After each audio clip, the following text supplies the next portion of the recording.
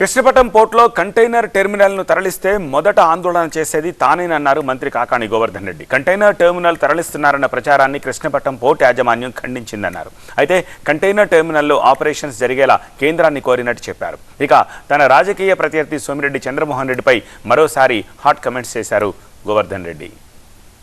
స్పష్టంగా చెప్పాను, ఒకవేళ కృష్ణపట్నం పోర్టు నుంచి కంటైనర్ తరలి వెళ్ళేటువంటి పరిస్థితి ఏర్పడితే అందరికన్నా ముందు నిలబడి పోరాటం చేయడానికి నేను వెనకాడను అని చెప్పి స్పష్టంగా చెప్పడం జరిగింది.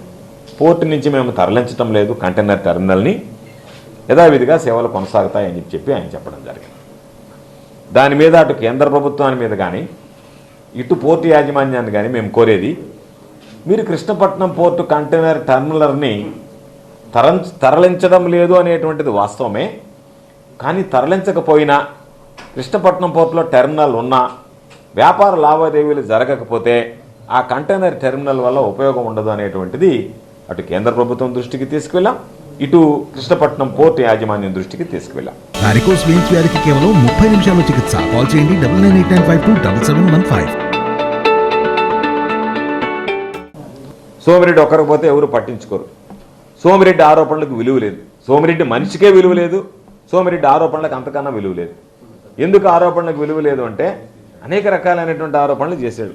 సిబిఐ దగ్గర నుంచి విచారణ చేసి క్లీన్ చిట్ ఇచ్చిన తర్వాత అది మాట్లాడుతూనే ఉన్నాడు. ఎందుకంటే అతనికి ఏదో పిచ్చి కుక్క కరిచినట్టుగా ఉంది, పిచ్చి పిచ్చిగా మాట్లాడుతున్నాడు, కుక్కలో కెక్కలను మాట్లాడుతున్నాడు పాపం. ఎందుకంటే అతను మైండ్ తప్పింది కాబట్టి.